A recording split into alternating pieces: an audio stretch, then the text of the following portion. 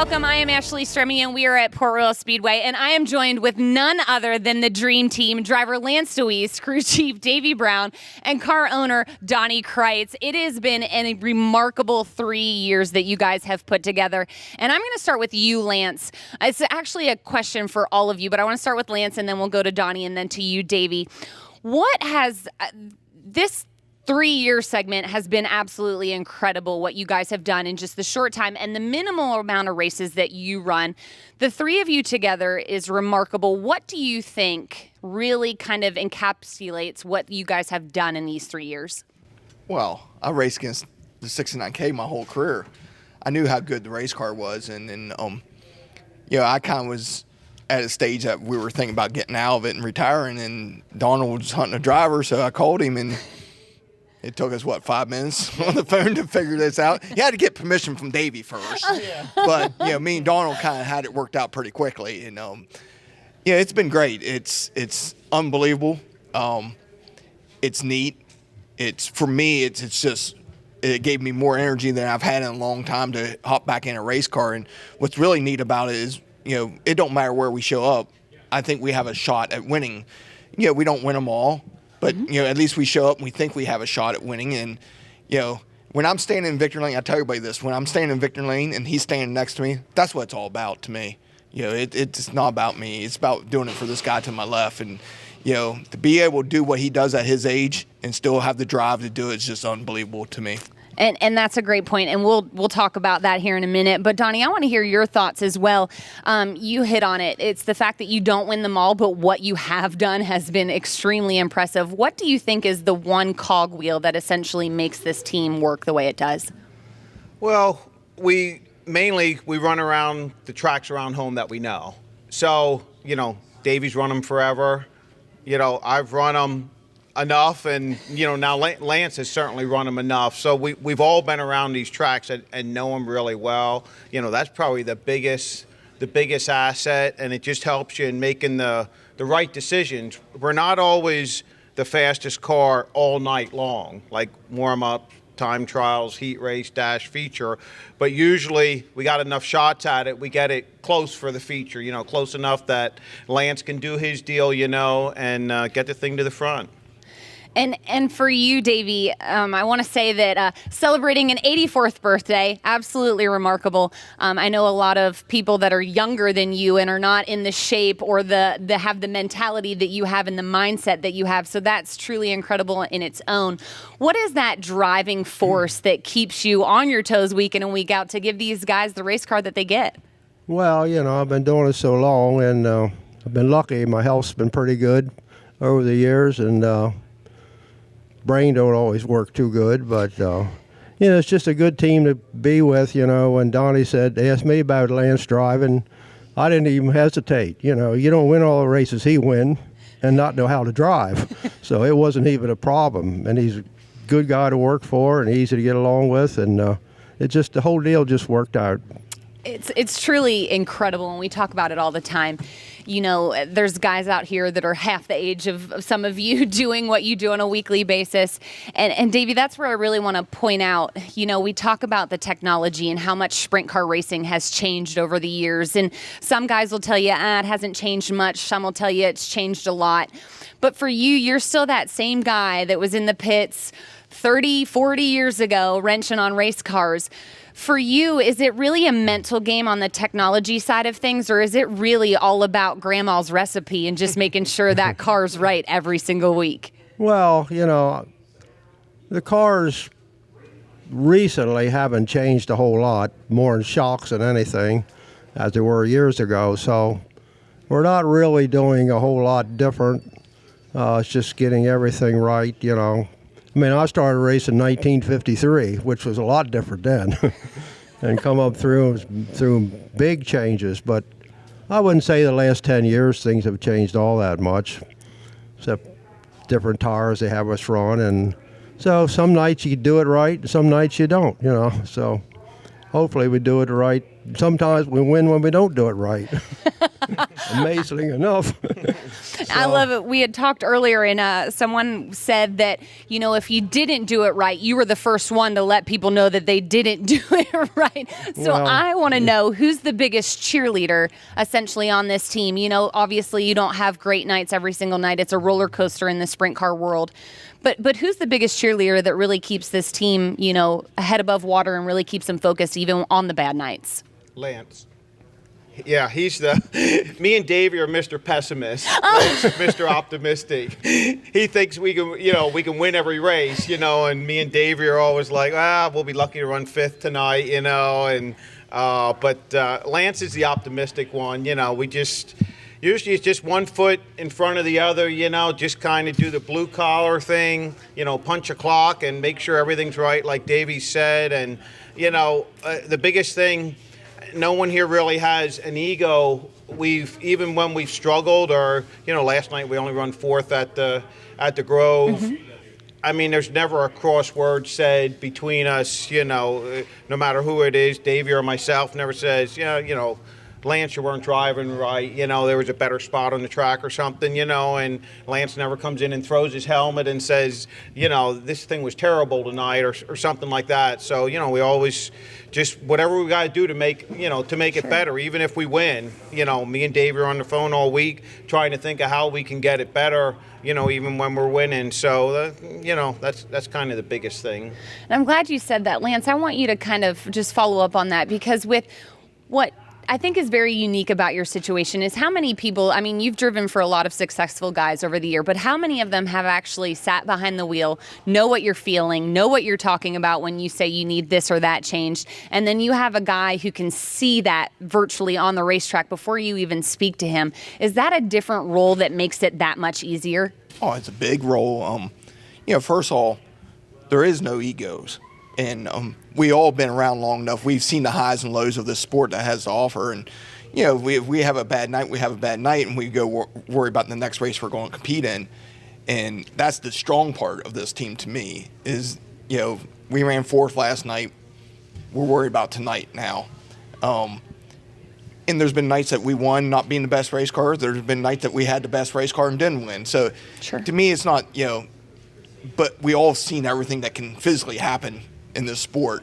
Yeah. So that's the biggest advantage. We know the highs and we know the lows, and we just keep it level. And Davey's just amazing, because I can climb out of the car and I know sooner you get out of the car and he'll tell me, well, that thing was no good tonight. And it don't matter if we won or ran 3rd or ran 4th or whatever. And that just gives you confidence that everybody's on the same page. And there's the biggest thing, there's no egos. That's the biggest thing to me. And when we have our bad nights, it's a bad night as a team. When we win, and we win as a team. And, there's probably not a whole lot of teams can say that, truly. There's always, behind the doors, people, saying this about this person on a team or that person on a team. Where with this thing, it's just, you see what you get.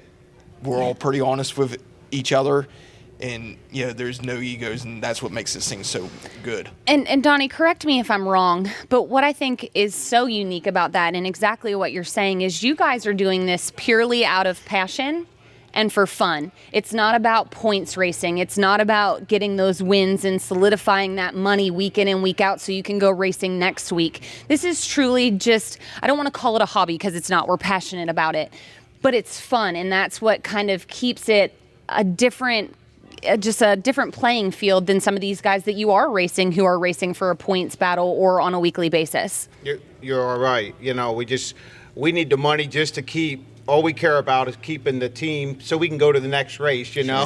Otherwise, the money. Not that it wouldn't matter. Everyone. You need money, but basically, you're 100% right. It's all about just whatever we have to do to win, and we're better not.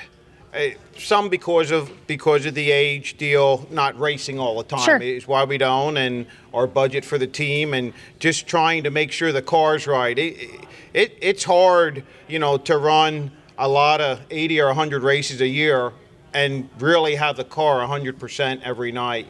So we know if we only run, 30, 35 races, we should be able to have a good car for Lance, and that's the start, and it makes it easier. Mm-hmm.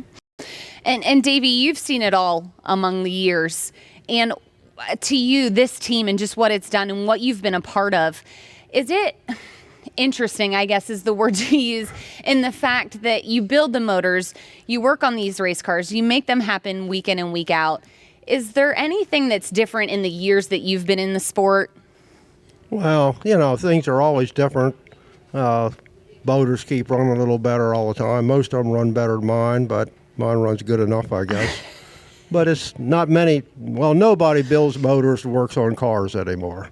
You get your motors, you buy them from somebody. You have another guy who works on the chassis, but we only run more than 30 races at the most a year. So if we run 70, 80 races, you'd have to have an outside engine builder. You just couldn't keep up. So I think it helps us doing all our own work. So we don't have to really depend on anybody or somebody telling me we've got the best, trickiest race motor ever, And then sometimes they run, sometimes they don't. So if it don't run, it's my fault. So I can't blame anybody else. Absolutely. And you just brought up a great point. There isn't that guy who does both. Do you think that gives you an extra maybe a step ahead of everyone else because you are still building that motor and knowing how that race car's set up every week? Well, I think it a little bit. I say if you run a lot of races, you can't do it that way. And even people who don't run a lot of races, nobody builds their own motors anymore. Years ago, you had to build your own motors because there was nobody to do it. I'm talking 30, 40, 50 years ago, or 60. But, I come where we started racing old Ford Flatheads 1953, 54, and there was no professional motor builders for 30 years after that. So you get used to doing your own work, and you just continue it. And pretty good for sure, because I spoke with Keith Kaufman earlier, and we talked about a World of Outlaws win that he had at Knoxville that was actually a modified motor that you had built, and they ended up changing the rule package for the following year. Do you remember that motor? I'm sure it's one of 9 million that you built. You mean the one Wolfgang run? Or? No, Keith Kaufman ran it. And he won at Knoxville with the World of Outlaws. And the following year, they changed the engine package. I don't think I was there with Keith that I remember. Might have been my motor. Okay. That was probably a big block, I guess. Yes, it was. Modified. That was probably one of my big block motors. Yeah, so, we run a lot of big blocks, and then Wolfgang come in, and he hated big blocks. He didn't like them, so we went to Knoxville at one time, and we qualified with a big block motor, and then we switched and put a small block motor in for the race, and he won the race, and it was a motor we never even ran before. So, but he liked the big, but he didn't like the way they drove. He didn't like them. So, Lynn Paxton was probably better driving a big block than anybody. He would figure out how to square the corner off, and he could make a long straightaway out of them. He was the best. He was the best of driving a big block. He really was. I love your memory lane trip there. What is probably, let's go this way. As a motor builder, what's probably one of your favorite tracks to race at as a motor builder? I've always liked Williams Grove, and Port Royal is certainly now one of my favorites. They've done so much for this track and so much for this place. I don't think anybody's made the improvements they have, and their track is so smooth, and right now it's probably my favorite racetrack. And I'm going to go to the racers of this. What are your two favorite tracks to race at, Lance? Well, the Grove is one of the hardest racetracks in the country to run right. Mm-hmm, absolutely. So, I always lean towards that. But I'm like with Davey right now. This place here at Port Royal has done such a great job in the last 5-6 years to really make this facility, into something special in Central PA. Mm-hmm. And they're just keep going on and on with it. So right now they got great people involved. I've been here, as you know, Ashley, this place wasn't always on people's best of lists. So, I've raced here when this place was, all but being closed up, and the racetrack and the facility was in bad shape. And, it just shows you what hard work with the right people that want to see this place survive and thrive. And, they got a bunch of racers. involved with it, and that really shows it, and they're doing a great job. So I'm like Davey, we really enjoy coming here to race. The Grove to me is one of the hardest racetracks in the country to race around, and I think that shows when outsiders come in there and they struggle big time. So, I think that's, those two places right now are top of my list. And Williams Grove for sure, for one, because I think you're pretty close to being the winning driver there. Or yeah, that's got to be pretty high on your bucket list for sure, and a great accomplishment. It is, but it's not. If I reach it, I think I will reach it, but it's not like last night. I wanted to win that race so bad, and not to tie the record, is to win it for my old owner in the 461. Right. Absolutely. All the other stuff that comes with the wins will eventually come. But I was just worried about winning last night just for that reason. And I had a dry spell at the Grove for a little bit. We kind of were in control of the all-time win list, getting there pretty quick, and then we had a little dry spell, and Fred beat us to it. But it's just a unique place. And if you would look at that win list, probably the most impressive person on that win list is Steve Kinser. I don't know where he ranks now, but he'd race 8 times a year there and win all 8 races. So I mean, he's pretty impressive on our all-time win list there. But Lynn Paxson owned it for a while. If he would have stayed racing, I don't know where he would have set that bar at. But we're fortunate enough to be in the hunt.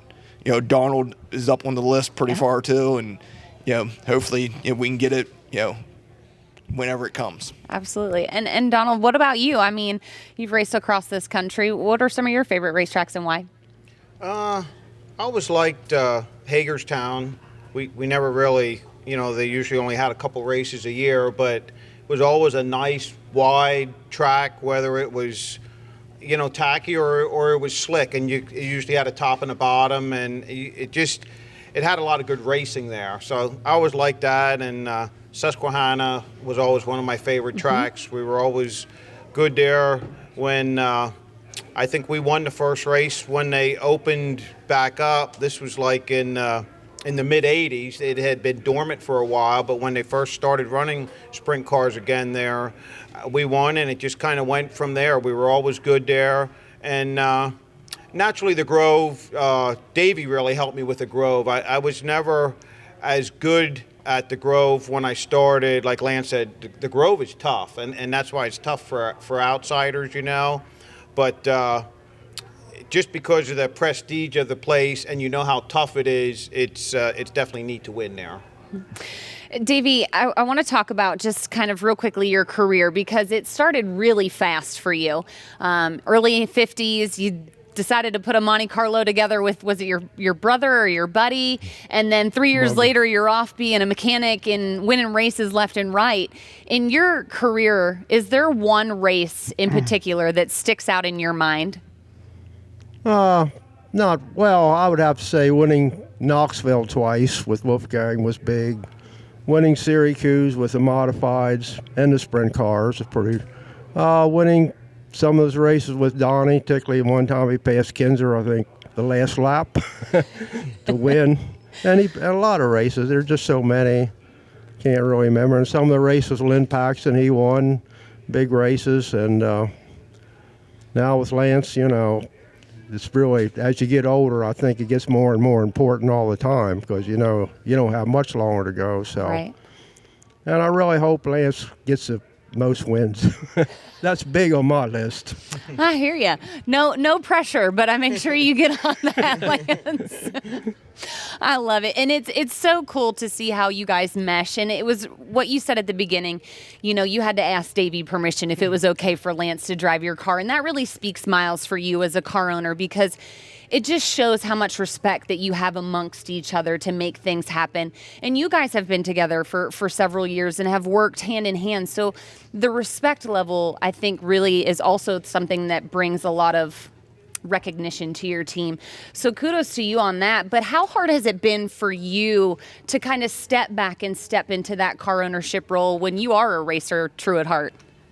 There's nothing like driving the car naturally. So this is going to be the next best thing. And once I got with concussion stuff, I guess it makes it easier because I just know that I wouldn't be able to do it. Gives you a reason. Right. So that probably makes it a lot easier. And naturally, because we're winning, it's been fun. I mean, nothing replaces winning. Probably if we weren't winning and things weren't going good, maybe it wouldn't last. But it's been going good.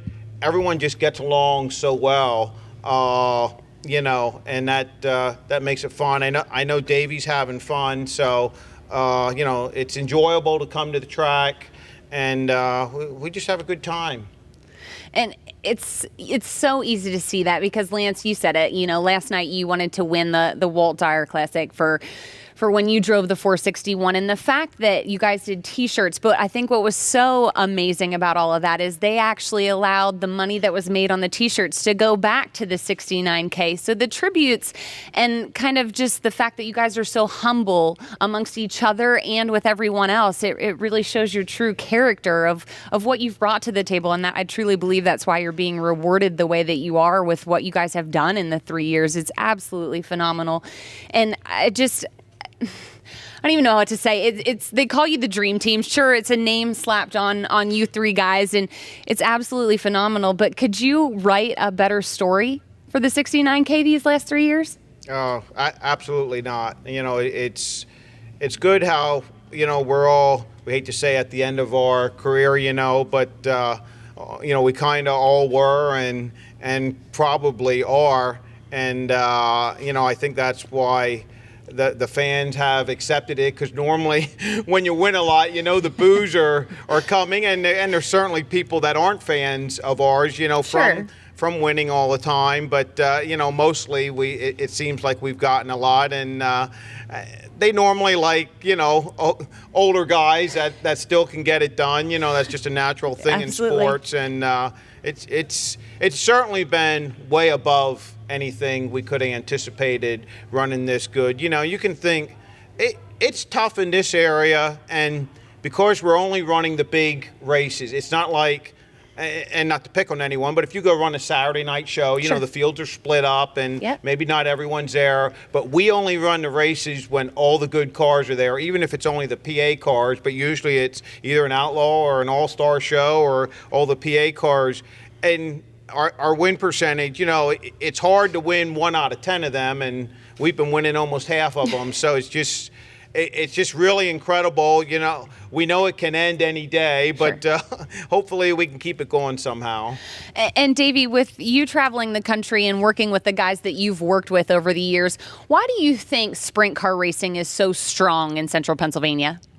Well, I just think it's you have so many local fans and local drivers, and there's so many good cars here. I mean, you got 20 cars could easily win a race on any night. You don't have that many places for local.